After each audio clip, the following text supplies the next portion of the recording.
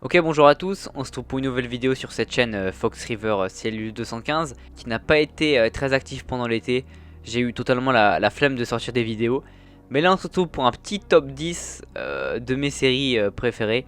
Donc je fais partie de ces gens qui ont découvert des séries vraiment intéressantes pendant le confinement là en mars 2020. Et du coup voilà, j'ai envie de faire un petit top 10 des séries. Je mettrai quelques petites infos au montage, voilà, sur des détails sur les séries. Sur le nombre de saisons, sur le casting, etc. Et puis on va pas perdre plus de temps et c'est parti. Aussi, ce que j'ai essayé de faire, c'est de mettre un maximum de séries, voilà, Amazon Prime et Netflix dans le classement, parce que je pense que c'est les deux plateformes de streaming que la plupart des gens ont. Et on est parti. Donc numéro 10, The Path. I mean, am I gonna blow up my life because of something I don't even know if I really saw? You are nothing! You are nobody!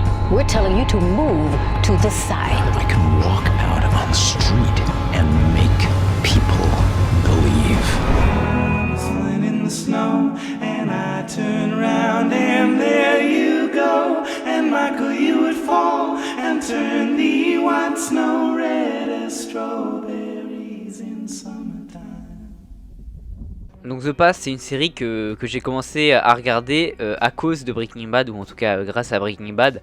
Parce qu'en fait, ce qui m'avait intrigué, c'est qu'il y avait Aaron Paul dedans. Donc Aaron Paul, c'est l'acteur qui joue Jesse Pinkman dans Breaking Bad. Et du coup, vraiment, je le kiffe.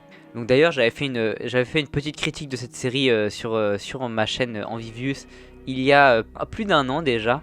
Du coup je vous la mettrai en description si jamais ça vous intéresse. Et du coup The Path, ouais, c'est une série vraiment qui est très peu connue. C'est une série Hulu d'abord, et que j'ai pu regarder tout simplement sur Amazon Prime. En gros elle va raconter l'histoire d'un mec qui s'appelle Eddie Lane et qui est dans une secte qui s'appelle le mayorisme. Et du coup les mecs ils sont un peu chelous, ils prient la lumière, etc. Et du coup ça va raconter voilà, l'histoire de cette famille, du mec dans la secte, voilà, qui va un petit peu douter. Donc ça va aborder plein de thèmes super intéressants comme voilà, le doute religieux, la remise en cause de la foi, etc. Et du coup ouais, c'est une série vraiment sympa, genre je vous la conseille. Après effectivement il y a quelques lenteurs dans cette série, je pense notamment à la troisième saison avec le personnage de Vera, etc. Il y a pas mal de lenteurs dans la série et il y en a qui décrochent tout simplement. Mais ouais, en tout cas moi je l'ai trouvé très sympa. Du coup on a notamment au casting, on a Michelle Monaghan, et on a aussi un mec qui s'appelle A.B. Gaines qui joue aussi dans Prison Break. Attendez, je vais simplement retrouver son nom. Voilà, il est joué par Rockmund Dunbar, et ce mec il joue aussi dans Prison Break, dont on reparlera plus tard dans le classement, comme vous pouvez vous en douter. Du coup ouais, c'est vraiment une bonne série. Après c'est pas une série excellente, mais je vous la conseille vraiment. Je vais pas plus vous spoil que ça. Après ouais, la série elle a été annulée au bout de 3 saisons parce qu'il y avait vraiment personne qui regardait. Mais c'est une série intéressante, franchement. Numéro 9, Hunters.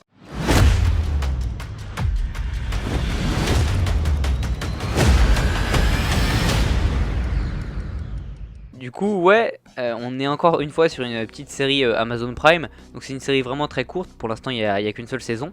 Et du coup au casting de cette série on retrouve Logan Lerman, donc le mec qui a fait les Percy Jackson, et Al Pacino. Bon après Logan Lerman, je préfère clairement le voir dans ce genre de série que dans les films Percy Jackson qui étaient clairement catastrophiques. Hunters, ça raconte l'histoire d'un jeune juif dans les années 70, donc plus particulièrement en 1977, un mec qui s'appelle Jonah, dont la grand-mère va se faire assassiner en fait. Il va trouver un mentor dans la personne de Al Pacino. Il va se rendre compte qu'en fait que sa grand-mère était impliquée en fait dans des histoires de chasse de nazis en fait. Justement il va faire partie de la bande de Al Pacino. Il va devenir un chasseur de nazis. Dans cette série, ce qui est intéressant, c'est qu'il y a pas mal de twists scénaristiques. Donc je pense notamment au 10e épisode, donc je vais pas spoil. En tout cas je vous conseille vraiment cette série. Il y a plein de références à la pop culture, notamment bah voilà, des années 70. Par exemple Jonah et ses potes, c'est un petit peu des geeks ou des nerds comme on pourrait appeler. Et du coup par exemple ils vont voir Star Wars au cinéma, c'est des mecs qui sont fans de comics et tout. Et du coup c'est plutôt très sympa de voir ça.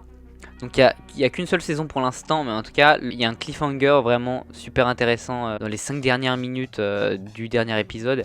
Et ouais, c'est vraiment une bonne série, je vous la conseille vraiment.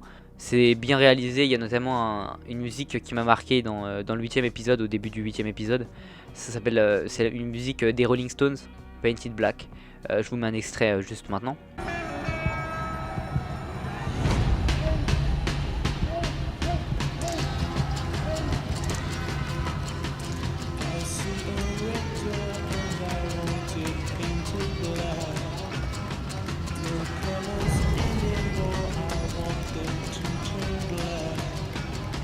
Et du coup ouais, c'est une série que j'ai regardée assez récemment et vraiment j'ai pas été déçu, je vous la conseille clairement.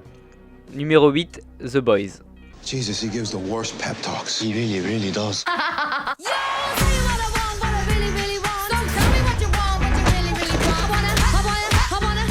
can't do this. You just pulled the fucking trigger! Sorry!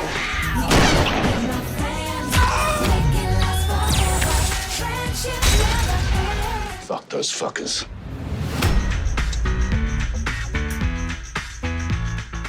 Bon voilà, série encore une fois disponible sur Amazon Prime. Et ouais, sur Amazon Prime, il y a pas mal de bonnes séries intéressantes. Donc encore une fois, c'est une série assez courte puisqu'elle a une seule saison. Mais logiquement, voilà, je tourne cette vidéo en fin août. Il devrait y avoir une autre saison de The Boys en septembre. Et du coup, ça va vraiment être cool. Et puis pour le coup, The Boys, c'est assez connu dans le sens où il y a plein de gens qui en ont parlé. Et il y a plein de gens qui étaient en mode... C'est un peu ce que Suicide Squad aurait dû être, si vous voulez. Donc c'est assez violent, c'est gore, il y a des moments vraiment assez limites, mais c'est fun, c'est déjanté. Bah, comme on peut le voir dans la BA, ouais, c'est en fait la bande-annonce de la série donne exactement le ton qu'il va y avoir dans la série. Donc ça raconte l'histoire de quoi, The Boys. Ça raconte l'histoire d'un mec qui s'appelle Billy et qui va perdre sa copine tout simplement à cause de dommages collatéraux en fait de super-héros. Bah c'est un petit peu comme Hunters, c'est un petit peu le même scénario en fait, il va se faire enrôler dans une bande entre guillemets de mecs déjantés et ils vont commencer à chasser des super-héros. Donc The Boys c'est une série vraiment intéressante et du coup ouais c'est pas du tout dans les standards actuels de films de super-héros qu'on a avec Marvel. Je sais pas si vous êtes allé voir Venom qui était un film de piètre qualité, mais en tout cas bah voilà, on nous promettait un anti-héros, en fait on se retrouve avec un héros. Et bah là en fait on va vraiment avoir des mecs plus sombres, avec un univers en fait à la fois déjanté mais plus gore, vous allez voir même dans les bandes annonces hein. C'est bah voilà, il y a pas mal de sang. Personnellement The Boys c'est pas une série que je montrerai à mes petits frères. Une musique qui m'a pas mal marqué dans The Boys, une musique de Billy Joel qui s'appelle Big Shot et qui est utilisée un moment dans les épisodes.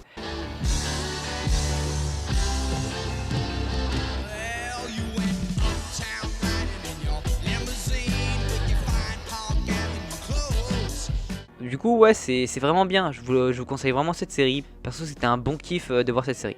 Numéro 7, Elite. Cuando la pólvora se junta con el fuego. Solo puede pasar una cosa. Explota. Boom. ¿Quién fue? No sé. Esto no es un puto juego.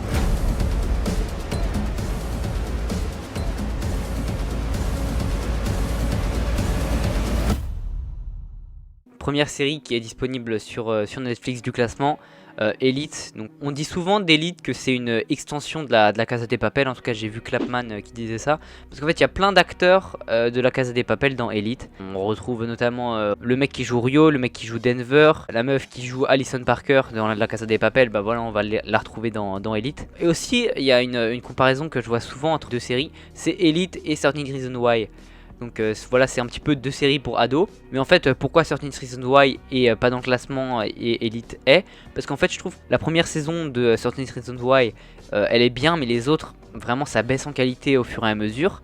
Alors que Elite pour le coup, bah, toutes les saisons sont de la même qualité et sont vraiment plutôt bonnes. Et la structure un petit peu narrative de Elite, ce qui est intéressant, c'est que c'est un petit peu sous une forme d'enquête. On te montre la mort d'un personnage dans le premier épisode d'une saison. Et ensuite, il va y avoir une enquête, vraiment les scénaristes vont te mener sur des fausses pistes. Tu vas te dire, alors, est-ce que c'est ce personnage-là qui a tué lui? Comment ça se fait? C'est quoi les relations entre ces personnages et tout? Et souvent, dans les derniers épisodes des saisons, bah justement, on a des twists scénaristiques vraiment intéressants. Donc je pense, si vous avez vu Elite, je pense que vous savez de quel twist je parle, notamment à la fin de la saison 2, avec le personnage de Guzman et un autre, Samuel. Bah, je vais pas spoil, mais c'était un twist vraiment très intéressant que j'ai trouvé et je ne m'y attendais pas. Et puis même le meurtrier de la première saison qui a tué un personnage dont je ne vais pas citer le nom, je ne m'y attendais pas du tout non plus, je me suis fait complètement avoir. Du coup ouais, c'est une série vraiment plutôt intelligente, la structure est intéressante, c'est une série en espagnol du coup. Et moi j'ai vraiment bien kiffé, j'ai bien kiffé Elite. Voilà, pour l'instant il y a 3 saisons, je sais pas s'ils parlent d'en faire une 4ème. Je Je vous recommande la série si vous l'avez pas vue. C'est un petit peu une série pour teenagers du coup. Mais je trouve que c'est clairement, si vous avez bien aimé 13 Reasons Why, clairement vous devriez beaucoup aimer Elite. Je trouve que Elite surpasse 13 Reasons Why. Du coup voilà, j'ai pas forcément beaucoup plus de choses à dire. Sinon moi je vais rentrer dans le spoil. Et j'ai pas envie de vous spoil ces séries dans ce classement. See the girl stand by a door. Le numéro 6, ça va être La Casa de Papel. Estoy buscando a gente que no tenga mucho que perder.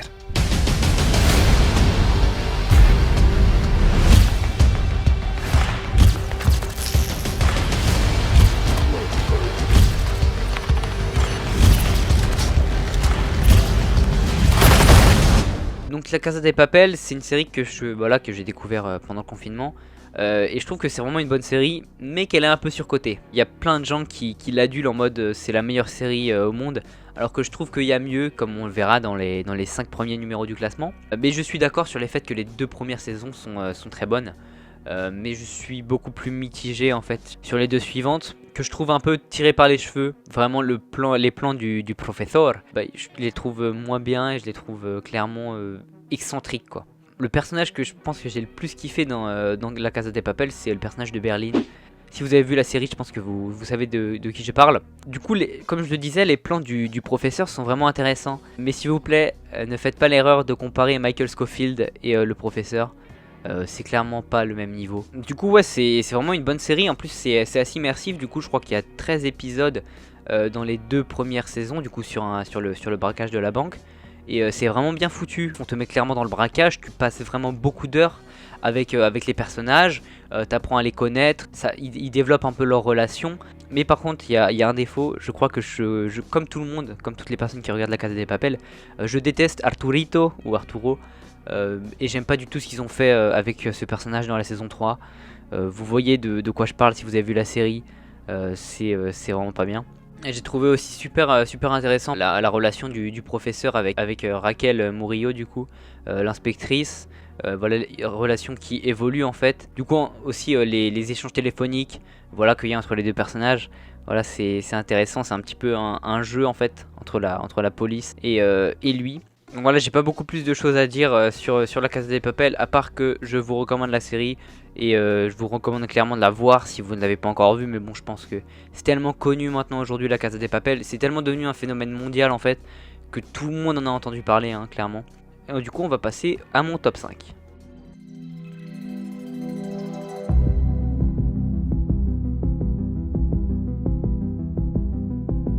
Donc en 5ème position, on se retrouve avec Stranger Things. C'est la série que j'ai fini le plus récemment dans le classement, et je l'ai trouvée vraiment bonne. Je m'attendais pas à ça en fait. C'est pas surcoté comme la Casa de Papel. Je trouve que ça mérite vraiment le succès que ça a actuellement.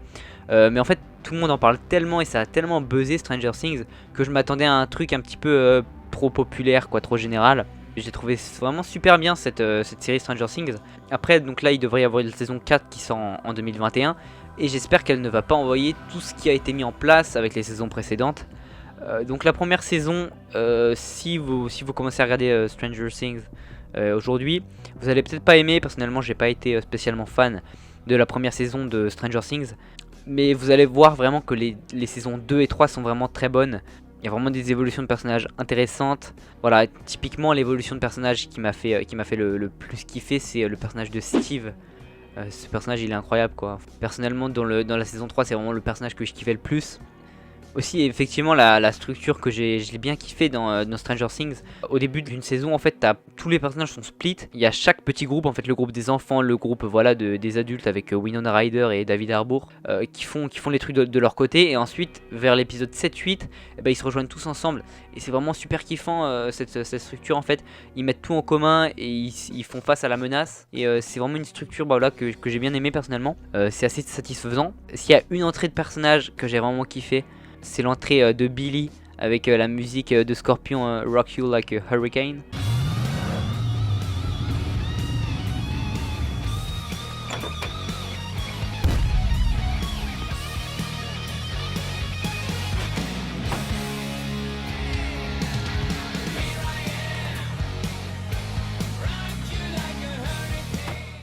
Du coup Stranger Things, ouais, j'ai trouvé ça vraiment intéressant, et puis tout le délire dans la saison 3, bah voilà, je vais spoiler un petit peu. Tout le délire avec les Russes, voilà, étant donné que Stranger Things ça se passe dans les années 80, on est en pleine guerre froide. Et c'est intéressant en fait d'avoir un petit peu de contexte sociopolitique entre guillemets, même si ça va pas très loin. Parce que ouais, en fait, on te rappelle que t'es dans les années 80 en Amérique et que t'avais encore en fait une bataille en fait entre deux idéologies, capitalisme et communisme. Et c'est fait vraiment de manière assez intéressante. Et personnellement, j'ai kiffé Stranger Things. Et clairement, si vous avez pas vu Stranger Things, bah, allez regarder, c'est encore mieux que les 5 séries dont j'ai parlé avant. Donc vraiment foncez, c'est sur Netflix. Et voilà, c'est kiffant. Numéro 4, donc c'est la série Lost. We must have been at about 40,000 feet when it happened. Hit an air pocket. Dropped. But we crashed 1,000 miles off course. They were looking for us in the wrong place. Stranded on an island. No one's coming for us. This place is different. Du coup, Lost, c'est une série qui est assez vieille. Hein. La première saison, elle est sortie en 2004. Voilà, pour vous dire, en 2004, j'avais 1 an. C'est vraiment une très bonne série. Mais je pense que si elle est classée si haut, c'est sûrement grâce aux personnages qui sont vraiment bien écrits. Voilà, des personnages auxquels on s'est attaché à travers les saisons. Donc voilà, Jack, Kate, Hurley, Sawyer. Voilà, tous ces personnages qui resteront à jamais dans nos mémoires, entre guillemets. Donc la série est très très longue. Hein. Il y a 6 saisons, il me semble. Et il doit y avoir un truc du genre plus de 120 épisodes. Et chaque épisode fait 45 minutes. Donc clairement, si vous regardez, si vous commencez Lost, attendez-vous à regarder une série très très longue. Et c'est peut-être pour ça qu'on est un petit peu nostalgique de Lost. C'est parce qu'on s'est vachement attaché aux personnages à travers les saisons. Et puis aux évolutions, aux aventures qu'ils ont subies. Parce que ouais, il y a 6 saisons du coup. C'est incroyable en fait. Tu vois tout ce qu'ils ont traversé. T'as plein de mystères sur l'île. Et puis je pense que tout le monde se souviendra du crash du vol 815, Flight 815 je crois, c'est ça dans la série. Et du coup ouais, ça nous a tous marqué je pense. Série ultra intéressante du coup.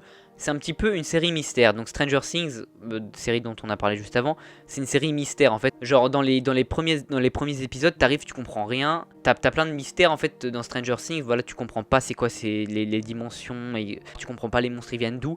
Dans Lost, c'est un peu pareil. Ils arrivent sur une île. Et en fait, t'as plein de trucs. T'as le mystère de l'ours polaire. T'as un mystère, voilà, c'est quoi ces gens sur l'île, etc. Et en fait, justement, j'avais vu une vidéo assez intéressante de Didi Chandouidoui là-dessus. Sur sa chaîne Dharma Initiative, je crois. Et il parlait en fait que justement J.J. Abrams, il avait créé un petit peu dans Lost des boîtes mystères en fait. En gros, les mystères qu'ils nous ont mis au début de Lost, au début, ils n'avaient pas de réponse. En fait, les scénaristes n'avaient pas trouvé de réponse. Ils voulaient juste créer des boîtes à mystères comme ça et on pourrait les ouvrir et ensuite on pourrait avoir des réponses plus tard. C'est vraiment une série, je pense, que tu peux binge-watch parce qu'en fait, tu vois l'évolution des personnes qui vivent sur l'île, etc. Personnellement, il y a 2 chansons que j'ai vraiment kiffé dans Lost. C'est les Pixies, parce que Jack Shepard, un des personnages principaux, écoute des Pixies, le son Gauge Away, notamment dans la saison 4.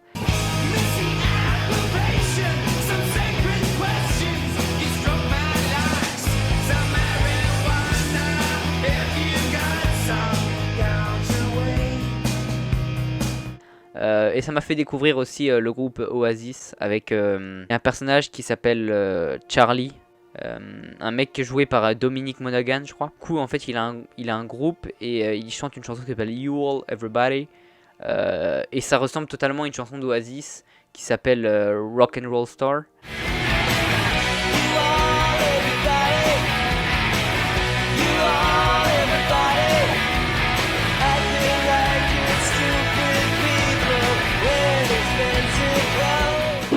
Voilà Lost, très très bonne série, série vraiment très mystérieuse. Après il y a beaucoup de gens qui sont déçus par la fin de Lost. Personnellement en fait je m'attendais tellement à être déçu par la fin de Lost parce que j'avais entendu tellement de mal de cette fin qu'en fait je l'ai trouvé bien. J'ai pas compris pourquoi il y avait tant de haine. Je pense que c'est surtout une fin qui est mal comprise par pas mal de gens. Mais en tout cas, si vous voulez voir une très très bonne chaîne sur Lost, allez voir clairement la chaîne Dharma Initiative Station 7. Il fait plein de vidéos super intéressantes sur Lost et je vous la conseille clairement. Numéro 3, Dark. Alles ist miteinander verbunden. Zukunft, Vergangenheit und Gegenwart. Donc c'est la série qui a pas mal buzz en 2020 et c'est un de mes coups de cœur personnellement. Je l'ai vu, voilà, j'ai commencé en juin. En fait au moment où la troisième saison sortait, voilà, je venais de finir les 2 premières et du coup j'ai pu me les enfiler et c'était vraiment génial. Donc comme Stranger Things et Lost, Dark c'est une série mystère en fait. Tu vas arriver dans le premier épisode et tu vas rien comprendre. Et là c'est vraiment mystère poussé à son paroxysme. Dans la 3e saison de Dark, personnellement, à l'avant-dernier épisode, je crois à l'épisode 6 ou 7, il y a clairement un moment où je dis ouais je suis plus quoi. Genre je suis perdu. Donc Dark personnellement comment je l'ai commencé? Je l'ai commencé parce que j'avais mis une musique de Breaking Bad, enfin que j'avais vu dans Breaking Bad, qui s'appelle Apparat Goodbye.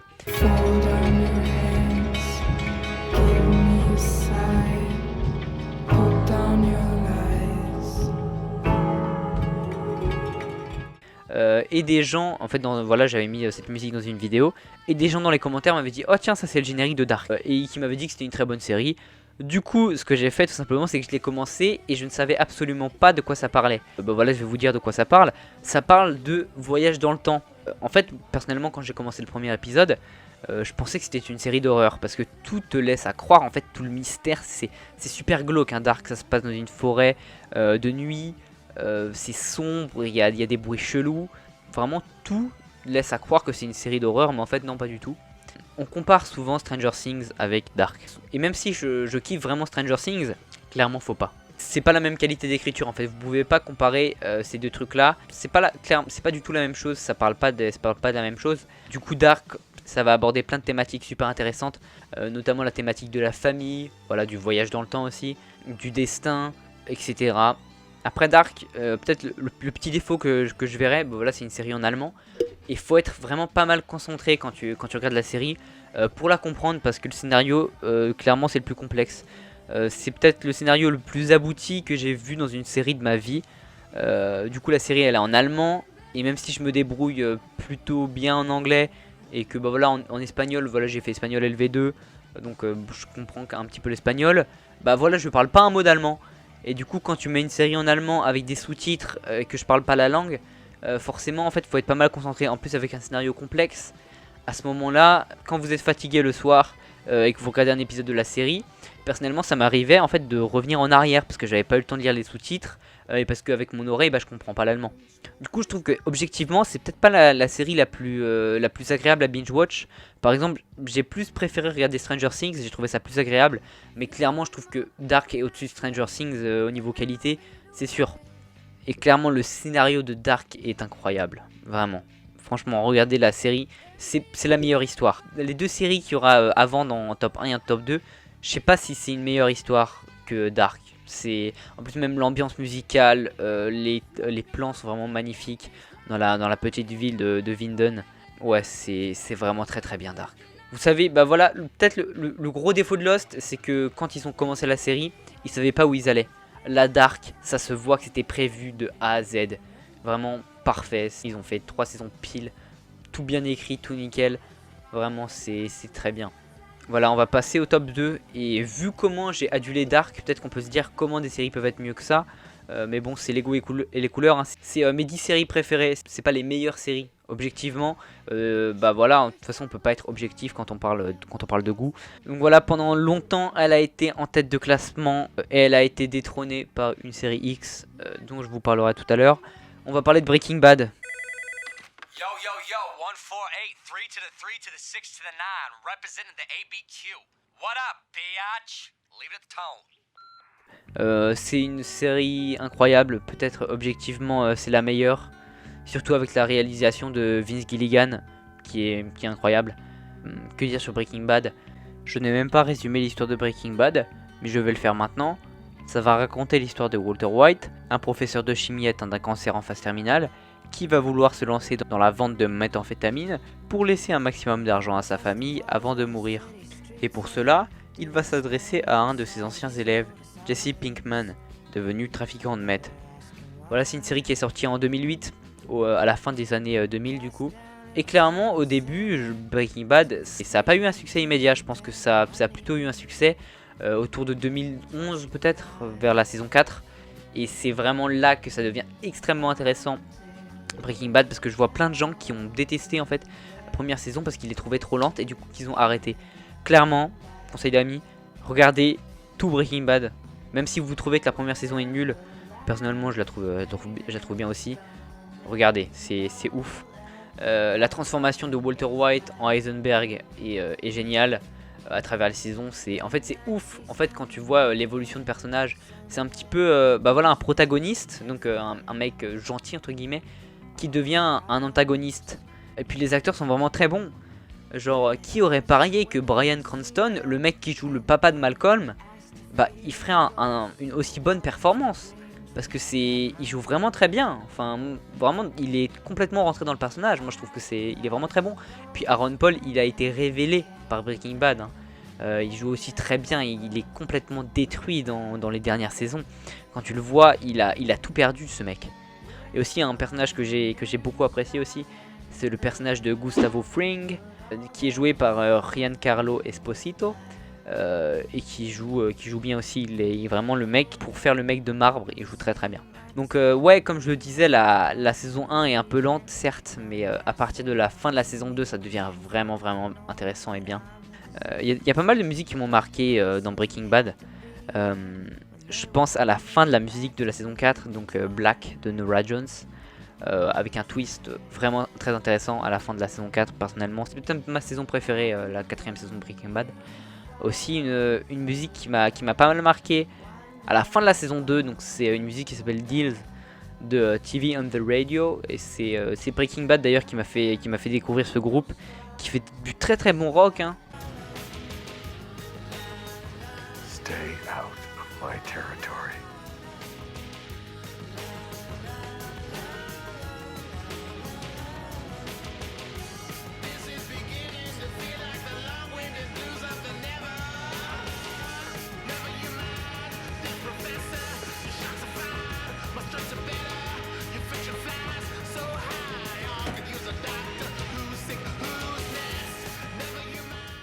Puis aussi une musique qui m'a pas mal marqué à la fin de la saison 1, c'est avec le personnage de Tuco. Ah ouais, lui aussi il est assez incroyable. C'est une musique qui s'appelle Who's Gonna Save My Soul Now. Un extrait maintenant. All this time I've lived vicariously. Who's gonna save my soul now? Et du coup ouais, Breaking Bad, ça a été récompensé de toute façon. Ils ont eu pas mal de Emmy Awards pour les performances d'acteurs, et je crois que Vince Gilligan a sûrement eu dû avoir des récompenses. Et puis surtout il y a eu un spin-off entre guillemets à Breaking Bad. Du coup il y a eu Better Call Saul bien sûr, mais il y a eu aussi El Camino. Du coup si t'aimes bien Breaking Bad, regarde El Camino, tu vas voir, tu vas kiffer. Bon de toute façon je pense que j'ai pas besoin de le dire, je pense que c'est assez obvious. Et on va passer à ma série préférée, au top 1. Voilà, je pense que tout le monde s'y attend. Prison Break.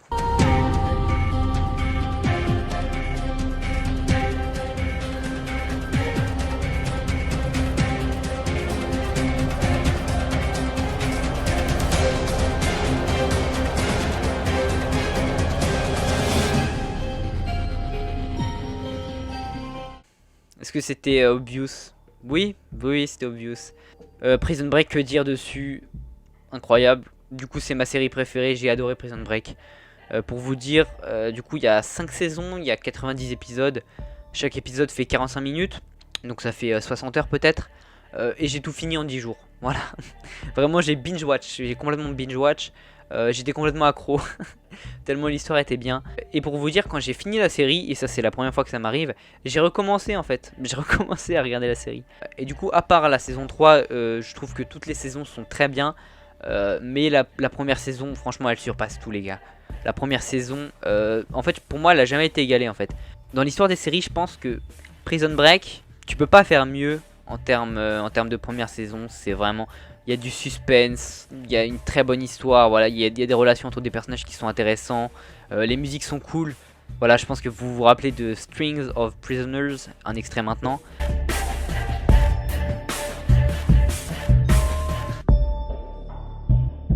Aussi une musique que j'ai bien kiffé, c'est le thème de Mahone dans la saison 2.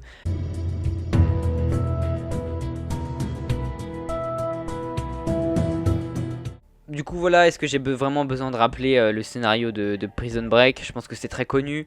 C'est arrivé en 2005, au milieu des années 2000. C'est génial, franchement si vous n'avez pas vu Prison Break et que vous regardez cette vidéo là, top 10 actuellement, franchement foncez.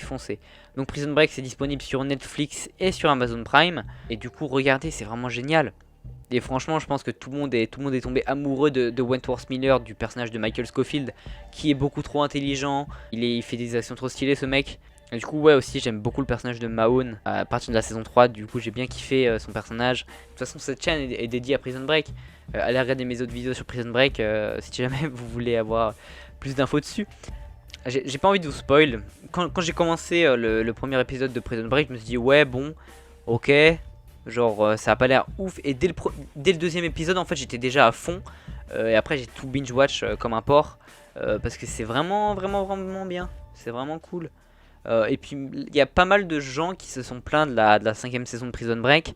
Personnellement j'ai bien aimé, j'ai trouvé que les raisons pour lesquelles les personnages revenaient étaient cohérents, hein, clairement. Et du coup c'est vraiment un gros kiff en fait de revoir les acteurs en fait, l'évolution, parce qu'en fait voilà, la saison 4 est sortie en 2009 et la saison 5 est sortie en 2017 et du coup il y a un gros gouffre en fait entre les deux saisons.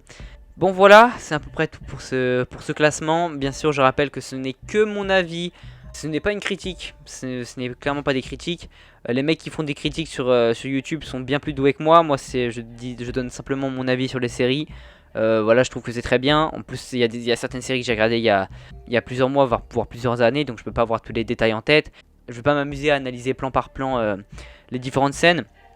Je donne juste voilà un petit classement en fait de séries que vous devriez avoir vu clairement. Si vous avez Amazon Prime ou Netflix et que vous vous demandez quelle bonne série je peux regarder aujourd'hui, voilà, je vous donne mon petit top 10 personnel. N'hésitez pas à me donner vos avis dans les commentaires sur les séries dont j'ai parlé, et à donner vos top 10 personnels, ou à donner les séries que vous me conseillez. Voilà, donc merci d'avoir regardé cette vidéo, partagez-la et likez-la si elle vous a plu. Et moi je vous dis à la prochaine pour une nouvelle vidéo dans plusieurs mois peut-être.